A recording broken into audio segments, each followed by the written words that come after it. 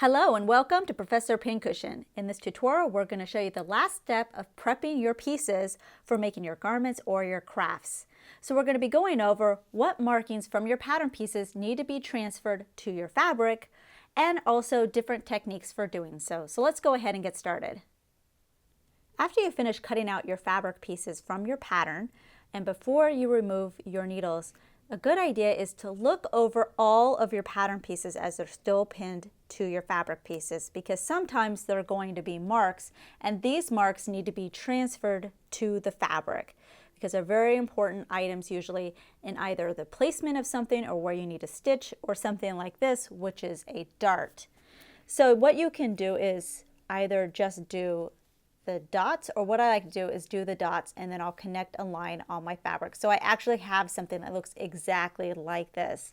You can see right here we have this dash line and it says stitching line right side. So this is another thing that you're going to want to transfer. We have a straight line here, which is a fold line.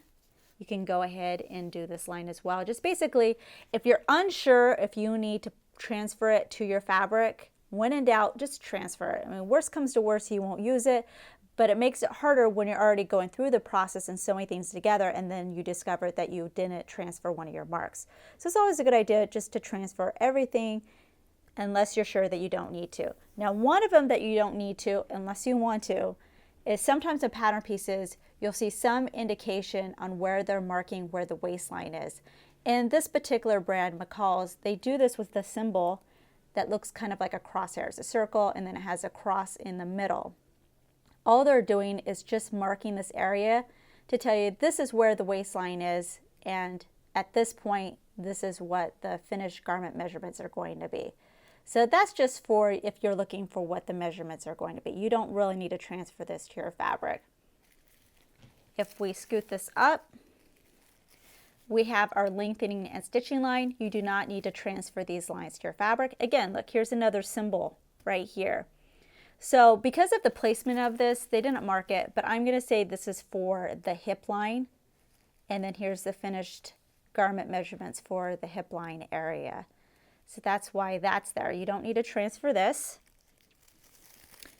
Sometimes you'll actually get marks or lines like this one. This is placement line. Now this is something I would definitely mark on my fabric, only because this is probably going to come in handy later for when we need to place something. Maybe a ruffle needs to go here, or sometimes you have placement marks for pockets. If it's placement anything, transfer the marks. Now this one's a little bit different. We have a series of lines here, but they're for different sizes. So you just need to find your size. Mine, let's just say I'm doing a size 10, and I would only need to do this line here. So you don't need to do all 4 lines in this particular case. Let's take a look at another example. Sometimes like a piece like this, you don't have a lot of marks you need to transfer, which is nice. So if we look at this right away, I see this, and again, we don't need to transfer this mark. This is for a finished garment size right here. Also, we don't need to transfer any grain line marks. And any other of these size lines you don't need to transfer. But right here, this is a good one. So these squares we need to transfer, but you only need to do it for your size. Unless there's just a single one and there's no number next to it, that means it's for all sizes. So you can see I cut out size number 10, so I would just need to do this one right here. And you definitely want to try to be as accurate as possible because these marks are about the placement of things, and you definitely want to make sure that things match up together. If we look over here, we have the center front, so they just drew a line where the center front is going to be. You don't really need to draw these onto your fabric, the center front line or the waistline or anything like that. But since this has a circle connected to it, I would go ahead and at least do this circle. Again, there's no size next to it, so that means it would be for all sizes. On this pattern, you can see I have some dots.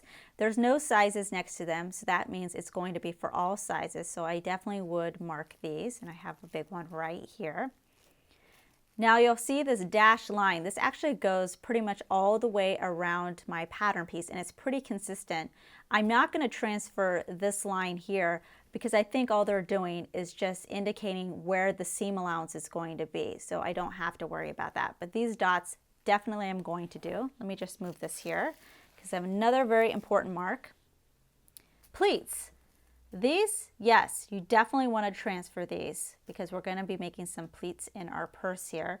So you can just do the circles if you want, but I also just like to draw the lines because it really does come in handy later. So any type of darts, placement lines, fold lines, that kind of thing, you're going to want to transfer. Here again, I have another pleat line. This right here is a fold line. So these are the type of things that you're going to want to transfer to your fabric pieces. There are many different things you can use in order to mark your fabric. Definitely pick up something in your local fabric or craft store because you want something that's going to be appropriate for your fabric and that you'll be able to remove later. The marks that you make are just temporary. They're just for the sewing process, but then after you finish the garment, you should be able to get rid of them. So you can see I have a few different options here, and I like to have the options because different fabrics are probably going to need different things.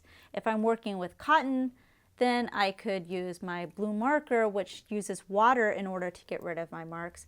But if I'm using something like satin that's dry clean only, I can't really use water because then I may get water spots. So maybe in that particular case, I'm going to be using fabric chalk or something like that where I can just rub it out. So you just want to consider these things on how the fabric is going to be cared for and what you can use. Also, I like to have a few different color options because let's say I want to use my white chalk, but my fabric is light colored, it's not going to show up very well. Or if I have this dark one, but my fabric is black, that's not going to work well. So if I have a few different color options, it just makes it a little bit easier. So first what I'm going to do is just briefly go over these. So again, we have our fabric chalk, or you can also use beeswax. You can use a fabric pencil. And then there are a couple of different marker options. So the blue one disappears with a damp cloth. The purple one disappears after about 48 hours. After a time frame, it will just vanish, so you don't have to worry about removing it. I like using this one, but if I'm doing a long-term program that's going to take me several days, this is not the color or pen to use because you'll get to your project and all of a sudden your marks will be gone. So in those particular cases, it might be better to use this or to use a chalk or some other option. To make my marks with one of these, I usually like to make my marks with the dots or with my darts on the wrong side of the fabric. If it's something like a fold line, a pleat, then I make those on the right side of my fabric. Or if it's some sort of placement line, that goes on the right side. So what I like to do is I'll take a straight pin that I have. I'll put it through what I need to transfer, right through it, flip it over to the wrong side. Let me just move these out of the way. And then I just mark it where the straight pin is coming out of the fabric. I'm going to move that pin and make it a little bit darker. So there would be one mark, and then I would do the same thing on this one over here. So it's very easy.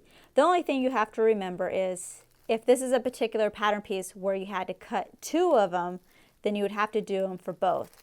Or if it's folded because you cut it on the fold line, so it's folded in half, you would have to do it for both sides.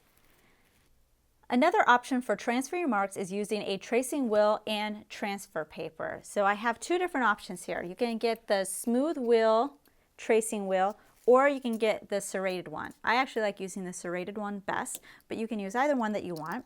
Then you're going to need some transfer paper, and it's kind of like carbon paper. You can pick this up at the fabric store, and you can usually get a pack with different colors in it. You'll see one side is lighter than the other side. So this is the wrong side. This side has the transfer material on it. So this is the side that you want to be next to the fabric that you need marked. So I have it right side facing up. My fabric is going to go right next to it, and then I have my pattern side facing up.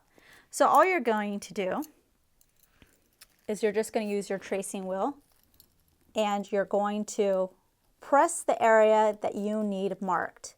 So this transfer material is going to pop up onto your fabric. You just need to make sure that you press pretty hard or else it'll be really, really light. So if you're doing straight lines like this, sometimes it's easier just to use the tracing wheel and the transfer paper. So then you can do it a lot faster than just trying to use the straight pin and the chalk method. So we'll just get a little closer so I'll be able to show you what it looks like when I'm done. Alright, so this is what my fabric looks like after using the transfer paper, and you can see if I didn't press hard enough it comes off very, very faint, so you definitely want to apply enough pressure so you can see it. Once you want to get rid of your marks, all you need to do is just erase it with like a pencil eraser. But I would definitely test it on a scrap piece of fabric to make sure that you're able to get it off okay and it looks okay. That way, if you need to decide to use an alternative method for marking your fabric, you can make that decision before you go ahead and mark all your fabric pieces. But once everything is marked and you've transferred all your marks from your pattern pieces to your fabric pieces, you can then move on to start creating your project. Make sure to check out our other videos and visit ProfessorPincushion.com to view our complete library with well over 150 sewing video tutorials. New tutorials are released regularly, so make sure to subscribe to be notified of the next release. Thanks for watching!